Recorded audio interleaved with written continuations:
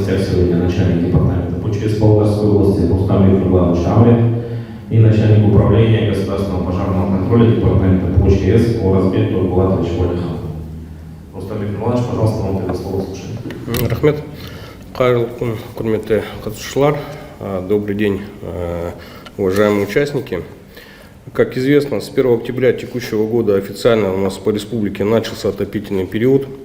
С начала отопительного сезона у нас в жилом секторе по области было зарегистрировано 32 пожара. На пожарах погибло 2 человека и, к сожалению, также травмировано 2. В сравнении с аналогичным периодом 2023 года у нас наблюдается в целом увеличение порядка 14%. Материальный ущерб от пожаров составил более 9 миллионов тенге. Это также увеличение на 37% по сравнению с прошлым годом. Основными причинами явилось это нарушение правил монтажа и технической эксплуатации электрооборудования, которое привело к короткому замыканию. Это у нас в 12 случаях. К примеру, такие случаи, как использование самодельных электронагревательных приборов, эксплуатация электрической проводки с поврежденной изоляцией, использование неисправных электрических розеток, а также были факты превышения допустимой нагрузки на электросеть. Также одной из основных причин остается у нас неосторожное обращение с огнем. Это в 5 случаях. Нарушение правил пожарной безопасности при устройстве эксплуатации печного отопления в 6. Ну и необходимо отметить также, что имеется как причина это детская шалость в одном случае. Необходимо отметить, что частные домовладения не являются объектами контроля со стороны департамента. В этой связи мы осуществляем разъяснительную работу с гражданами по соблюдению правил пожарной безопасности. Одним из способов разъяснения граждан соблюдения правил пожарной безопасности является у нас профилактика. Так, с 1 декабря у нас проведена республиканская акция по разъяснению населению мер пожарной безопасности в отопительный период. В течение года также департамент, вся эта работа по всем направлениям проводилась. С жителями нашего региона проводится разъяснительная работа по порядке ремонта систем отопления, печей. Однако у нас в некоторых домах также бывают случаи, не то что нас не слушают, нам просто не открывают даже двери. Как новые методы доведения информации в приложении kundelik.kz совместно с модератором цифровой образовательной платформы на главной странице электронного дневника учащихся размещены рекомендации на противопожарную тематику. В этом году совместно с крупной сетью магазинов «Инмарт» по области у нас в целом в целях широкого охвата населения профилактической работы выпущен тираж пакетов на противопожарную тематику. В отопительный период особое внимание у нас уделяется социально уязвимым слоям населения. Ежегодно до начала отопительного сезона департаментом совместно с органами социальной защиты определяет их численность и ведет учет оказания адресной профилактики. Таким образом, нами было взято на учет порядка 1233 жилых домов социально уязвимых слоев населения. Для оказания методической помощи по эксплуатации печей, электрооборудования, а также по эксплуатации хранения газового оборудования и баллонов ежегодно с начала отопительного сезона до завершения подразделения департамента совместно с местными исполнительными органами проводятся рейды обходов домов в жилом секторе. Мы в рамках обхода не привлекаем к ответственности жителей частного жилого сектора за нарушение правил пожарной безопасности. Лишь даем рекомендации, как защитить вас, вашу семью от отравления угарным газом. По состоянию на 9 декабря на территории Павлодарской области охвачено более 57 тысяч жилых домов с охватом 83 тысяч человек. В связи с этим вниманию наших граждан необходимо соблюдать простые правила пожарной безопасности. Это не хранить газовые баллоны, горючие материалы возле отопительных приборов. Элементарно чистить дымоходы, не перегревать печи слишком сильно, не позволять детям играть с открытым огнем, не оставлять маленьких детей дома без присмотра взрослых. Ну, это простые такие правила. Один из способов защиты граждан от пожара – это установка средств оповещения о дыме, то есть пожарных датчиков. Эти устройства у нас позволяют человеку применять меры безопасности при возникновении угрозы жизни от пожара, соответственно. За счет местных исполнительных органов и неправительственных организаций было установлено в жилых домах порядка 1130 датчиков. В целях недопущения гибели людей в отопительный период сотрудниками департамента предлагается гражданам самостоятельно установить датчики оповещения и контроля загазованности, которые позволят, соответственно, защитить вас и ваших близких. Подводя итог, хочу сказать нашим гражданам, что сейчас сотрудники департамента проводят рейды по области, подворовые обходы в жилом секторе.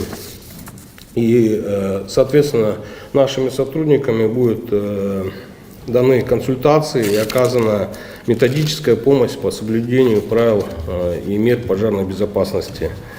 Также хотел бы отметить, что у нас на сайте Министерства, департамента, также в социальных сетях размещены элементарные правила по соблюдению правил пожарной безопасности, как в отопительный сезон, так и в принципе на все случаи жизни при риске возникновения чрезвычайных ситуаций. Благодарю за внимание. Если есть вопросы. Спасибо. Перейдем к вопросам. Да? Пожалуйста, коллеги, ваши вопросы. Да, Саня. Можете уточнить, да, 2 случая гибели? Что это, где, когда было, сколько лет, да, тем, кто гибли? В Павлодаре это было, может быть, в районах где-то? Два случая погибших, но это получается при тушении пожаров были обнаружены эти тела. Соответственно, это наличие гибели людей, это возбуждено уголовное дело. Сейчас по компетенции передано в органы уголовного преследования, департамент полиции. Сейчас эти дела расследуют. И, соответственно, каким образом они имели причастность, вот, причиной пожар послужил, не пожар, это будет ими установлено. Ну, понятно. Я имею в виду, где Детали.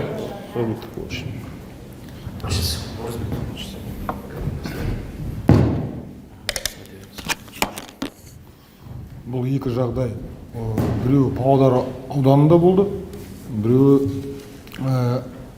екі жағдайда Павлодар ауданында болды. Енді өрттің себебі анықтауда, жаңа айтылғандай,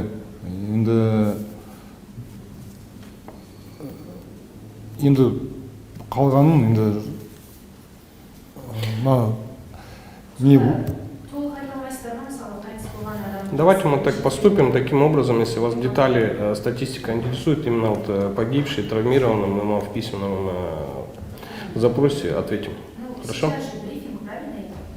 Ну, смотрите, я отмечаю то, что я по отопительному сезону вам отметил, что с 1 декабря у нас назначен. Есть процессуальные сроки определенные, это буквально вот 1,5 недели прошло, это сейчас расследуется, эти материалы как бы в производстве. И сейчас говорить, обозначать, какую они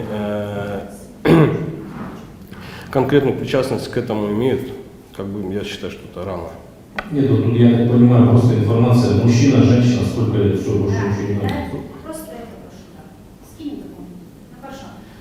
Вот в одном из городов Казахстана, да, может, видели, ну, по-любому, как меры, чтобы разъяснительные, да, работали, ну, каждый день проводите рейды, эти памятники раздаете. Наверное, видели уже, что в костюме, да, вот этого датчика, они, да. ну, как бы объясняли. Вот ваше мнение насчет этого, можете свое мнение высказать? Какая эффективность? Молдавский язык, Саня, да? Хороший вопрос. Действительно, такая практика, она была, имеется. Вот новые подходы показывают то, что элементарно ребята вот такую фишку сделали, то, что датчик, это кукла, как бы работает, оно привлекло необходимое внимание, то что-то новое. Людям интересно, что это. Это работает, и мы в своей работе это тоже на опыт взяли. Буквально нами запланировано на 12 число обход тоже, я тоже буду участвовать. Ну, Сейчас пока все тайны не буду раскладывать, но аниматоров мы тоже пригласим, будем участвовать. Ну, да, это действительно, это интересно, что-то новое, тем более, как я отметил, в статистике детская шалость тоже присутствует, и мы должны обратить на это внимание. Ну, в общем, такой опыт будете тоже иметь, Да, и по детям, как я отметил в своем докладе тоже, что вот приложение Кунделик, это дневники наших учащихся, то, что можно пройти по ссылке и увидеть все меры пожарной безопасности, которые мы рекомендуем детям. Это тоже как бы работает уже. В своем докладе вы правильно сказали, это одна из причин — это детская шалость. Что именно? Детская шалость, это, как банально не звучало, это спички. Ну, играли с... Да, играли спичками. Это. Вот, я так поняла, в этом году пожаров больше, да, зарегистрировано, чем если сравнивать? Да, с прошлым периодом в этом году, да, действительно наблюдается рост количества пожаров, поэтому нами и был организован брифинг, чтобы довести эту информацию до жителей нашего региона, что о необходимости соблюдения элементарных правил пожарной безопасности. Нами, я как озвучил, что с 1 декабря, это уже непосредственно в сезон, мы сейчас усилили работу. Еще раз, то, что есть случаи, необходимо усилить эту профилактику, мы проводим, но мы заблаговременно в августе месяце также месячник пожарной безопасности проводили, как раз таки подготовка жителей нашего региона к отопительному сезону. Давали рекомендации, элементарные правила, какой притопочный лист, какие расстояния по отступке. Видели, наблюдали вот, то, что у нас реально есть социально уязвимые слои населения, так как одинокие старики, инвалиды одинокие, кому реально не могут оказать помощь близкие, соседи, мы к ним тоже всячески, не то что на словах, но и практическую помощь оказывали, устанавливали датчики, соответственно, вот эти угарного газа, притопочные листы, ну и, соответственно, при поддержке неправительственных организаций, организованных местными исполнительными органами, привлекали даже к чистке дымоходов. Ну вот столько разъяснительных работ проводится, и все же количество пожаров не уменьшается. В этом году, допустим, выросло число. С чем связываете? Безответственность или что? Я в большей степени, как вот в докладе своем отметил, что в большей степени одной из основных причин явилось это нарушение правил монтажа и технической эксплуатации электропроводки. То есть, почему мы эти случаи пожаров берем в учет как отопительный сезон? Потому что те же самые обогреватели, один нагреватель хорошо рассчитан на определенное сечение проводов. 2 обогревателя — это уже двойная нагрузка. Ну, где нет тепла, электричеством подогреваться, соответственно, это большие риски. И поэтому конкретика у нас, то, что вот социально уязвимые слои населения, то, что да, у кого-то помощь это не доходит, где-то нет возможности, нет угля, соответственно, на электричество идет нагрузка. Но мы эту работу и проводим, разъясняем, каким образом, что делать. И как раз таки направили всю вот эту помощь, которую мы можем оказать, хотя бы элементарными вот этими датчиками угарного газа, который позволит просигнализировать. И есть случаи у нас по республике, то, что эти датчики спасли жизни людей. И я думаю, то, что эту работу проводим. В целом, если мы 233, порядка 1233, 1131 датчик мы установили, нам остается вот по нашему учету установка еще порядка 102 датчиков, я думаю. Это не предел, конечно, мы эту точку как завершим, я думаю, новые задачи поставим. Я думаю, людей, которые желают, но не могут себе позволить, таких много у нас в регионе. Вот 32 пожара, где было, да, аналитику, скорее всего, ведете. Большинство пожаров где происходит, в каких семьях? Допустим, может быть, это в основном пенсионеры, где живут, либо это, как вы сказали, социальные слои населения, где многодетные, может быть, где-то что-то для людей, или по пьянке, там, кто-то выпил, уснул, не проснулся, и, в общем, там все забыл. Количество по процентности. Вопрос хороший. Вот я как раз, вот, если вы обратили внимание, в докладе я затронул тоже вот эти моменты. У нас неосторожное обращение с огнем — это 5 случаев, в прошлом году 6. Нарушение правил пожарной безопасности при устройстве эксплуатации печного отопления 6. Также у нас есть такие элементарные, ну, к отопительному сезону мы приводим, это курение в постели, потому что я говорю, каждый случай пожара, он расследуется, и от чего, где очаг был, что повлияло на ход развития пожара, все это расследуется. И я думаю, что эти моменты тоже исключать не надо. В принципе, в целом, одни из основных причин. По разбивке, я говорю, вот эти детали аналитику мы проводим, это только у нас начало отопительного сезона. Я думаю, подробно мы еще информацию дополнительно дадим. А были случаи, где газбаллоны взорвались? Газбаллоны в нашем регионе, каждый пожар, вы понимаете, то, что у нас регион — это много жилого сектора, и основным оборудованием для приготовления пищи является газовое оборудование. Каждый 5-й пожар, наверное, связан, обусловлен наличием данного оборудования.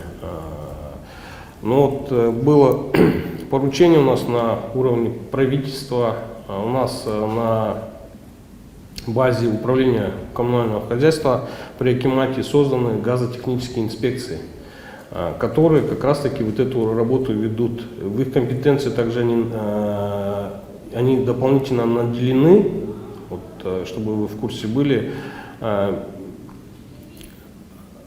наделены функциями по привлечению к административной ответственности граждан, организаций, которые неправильно эксплуатируют данное оборудование. То есть то оборудование, как оно наполняется, как эксплуатируется, это все в их компетенцию входим. Но мы из своего поля зрения это не упускаем. Почему? Потому что в любой пожар, как я обозначил, мы расследуем, выясняем причины, которые способствовали возникновению этого пожара. И, соответственно, вот последний случай показывает, буквально на прошлой неделе был случай, мы алгоритм отработали, привлекаем эту газотехническую инспекцию и передаем материал уже к ним на рассмотрение.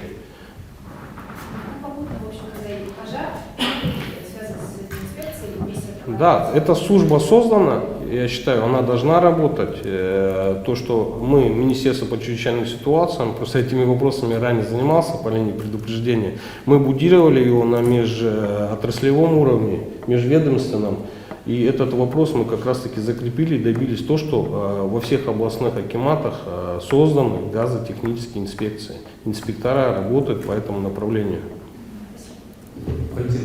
Уточнение небольшое. Датчики угарного газа для социально уязвимых категорий устанавливаются только в частных домах, в квартирах тоже будут. Ну, чтобы вы понимали, то, что эти датчики, то, что где есть печное отопление, соответственно, эти датчики нами прорабатывается вопрос для установки социально уязвимых слоев населения. То есть для других граждан мы рекомендуем тоже этим вопросом задуматься. Это вопрос он недорогостоящий, у каждого, наверное, приложения сейчас с собой даже есть Каспий. Можно. Допустим, это тоже социально уязвимая категория, вот там я уснулся, задымилась, что же сработает датчик?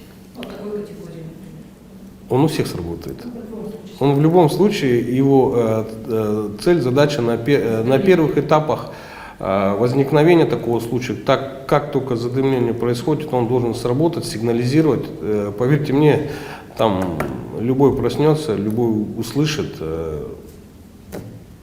что сигнализатор работает. Там единственное, то, что мы в своей работе видим иногда, то, что необходимо его технически обслуживать в плане того, что замены батареек. То, что там кроны стоят, они имеют свойство заканчиваться. Даже мы где повторно обходим дома, ежегодно мы эту работу проводим, мы эти моменты тоже заостряем внимание, тоже наблюдаем, в случае необходимости тоже помогаем.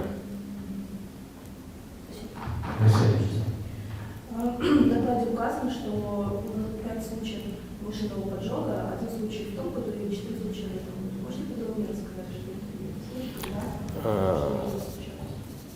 Разбит Григорьевич. Это детали, ну, в докладе это не было озвучено, но это, наверное, было в анонсе, в докладе, да?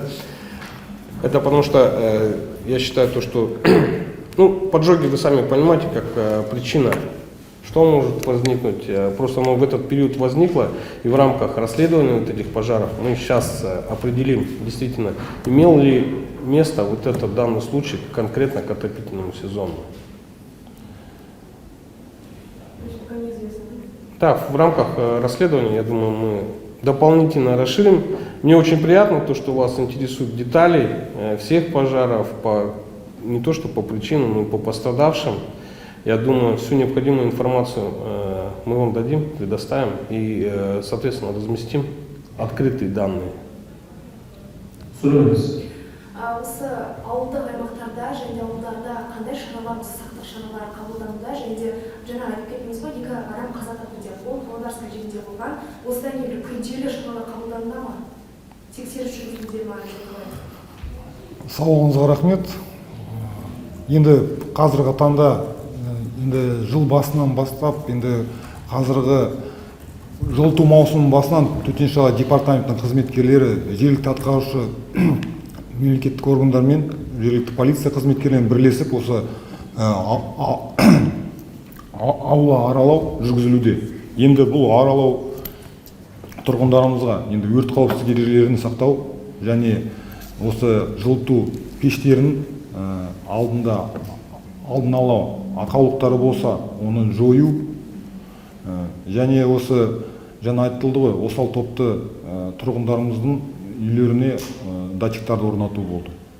Енді жаңағы орнатылған 1000-нан астам, 1100-ден астам осы датчиктар орнатылды. 102 тағы осындай датчиктар керек орнатуға. Бұл орнатылып жатқан қондырғылар бұл жергілікті атқарушы және мемлекеттік емес ұйымдардың көмегімен орнатылуда. Және ондайды осы облысымыздың тұрғындарымыз әр қайсысы тұрғын үйде болатын болса, көп қабатты үйлерде болатын болса, осы қондырғыларды алуға шақырамын өзін. Өйткені бұл қондырғылар ертең өрт болған жағдайда, түтін шыққан жағдайда дабыл беріп, алдын ала адамның және туысқандарын өрттен және тағды қайғылы жағдайлардан сақтап қалады. Осы Павлодар облысы бойынша қандай аймақтарда жүргізілуде болды? Бұл бүкіл республика, облыстың әр ауданында, қалаларында төтенше жағдай департаменттің басқармалары мен бөлімдері бар, және өрт сөндіру бөлімдері бар. Солар бірлесіп, осы жергілікті атқарушы органдармен әр ауданда, әр қалада рейдтік шаралар жүргізілуде. Бұл тек қана рейдтік шаралар емес, бұл жиындарда, бұл білім беру және тағы басқа осы мәдениет үйлерінде осы тұрғындарымызға осы өрт қауіпсіздік ережелерін сақтау бойынша, ең қарапайым өрт қауіпсіздік ережелерін сақтау бойынша түсінікті жұмыстар жүргізілуде. Әр осы енді қазір жылыту маусымының кезінде енді ең бастысы не? Пештерді қыздырмау керек және балаларға қараусыз қалдырмау керек. Ең бастысы. Және қазір ауа райының күні суытып, қазір барлығымыз көріп тұрмыз, ауа райы күн суытты. Осы себептен осы тұрғын үйлерде пеш жағу ошақтарын қатаң қадағалауға алу керек. Өйткені қазір біз жағамыз, жаққан кезде қыздыруға өртке әкелуі мүмкін. Енді алдын айтатын болсақ, осы пештің алдында енді киім-кешек, ағаш отынды жайып кептіруге болмайды. Ертең ол да өртке әкелуі мүмкін, шоқ ұшқан кезде. Енді бұл сіздер арқылы, бұқаралық ақпараттар арқылы біздің тұрғындарымызға осы жаңа айтылған статистикаға келетін болсақ, өрттің саны өсуі байқалуы көрініп тұр. Енді тұрғындарымызды салғырт қарамауға шақырамыз. Ең бастысы өрт болған жағдайда және тағы да басқа төтенше жағдайлар болатын болса, 101 немесе 112-не дереу хабарлауға шақырамын. Рахмет. Рахмет. Сөйлеу. жаңағыдай сіз айтқан дыбыс беру қондырғысы дедіңіз, дауыс беру қондырғысы. Жалпы қанша тұрғындар сондай орнатылған қазіргі күнде? Орнатқандар бар ма? Қолданатындар. енді осал топты 131 орнатылған қазір 131 ма? 1130. 131 мың. Можно что-то? 1131 қондырғы осы. Павлодар қаласының бойынша? Жоқ, бүкіл облыс бойынша орнатылған. Бұл енді осал топты тұрғын үйлерде.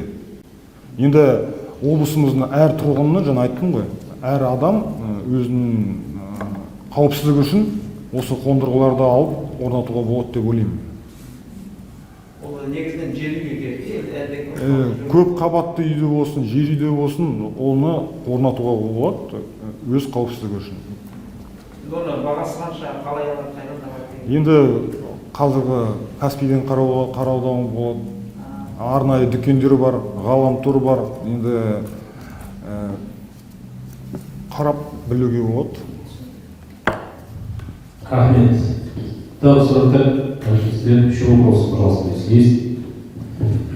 Если нет, коллеги, спасибо нашим спикерам, спасибо. До свидания. Самого